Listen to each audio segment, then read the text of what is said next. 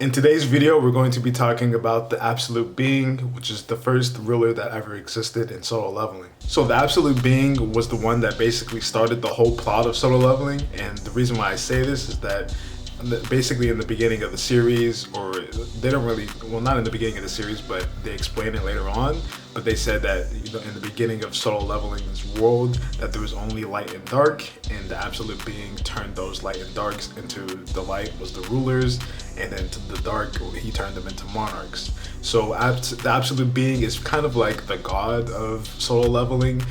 He's the one that basically creates the whole earth, that creates the light and the dark forces, and he's the one that basically caused the millennia war of the monarchs and the rulers.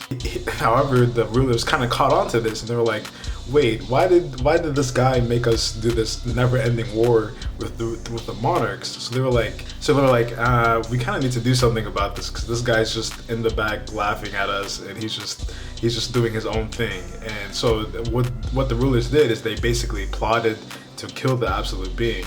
And then when this happened, there was only one ruler that stood up to this. He was the brilliant fragment of light, and he was later known as the Ashborn, the Shadow Monarch. But he was the only one that stood up to him. Either way, the rulers were able to kill him and the Absolute Being, and this turned out to basically the rulers were able to use the power of the Absolute Being exclusive items into very powerful weapons that allowed them to turn the tides against the monarchs. So the monarchs were forced into hiding, and that's kind of where the Absolute Being stories end.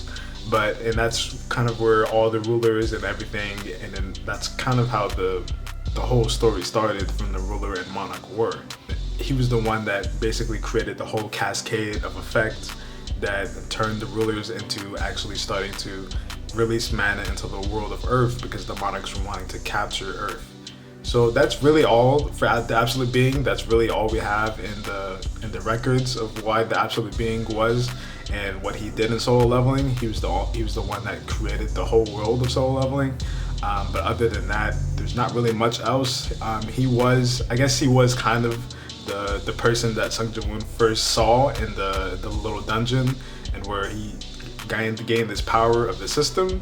But that's kind of speculative. There's no really facts or recorded knowledge that says that was the Absolute Being, and it's probably not. It's just like a statue that was made after him, and that's what he probably looked like.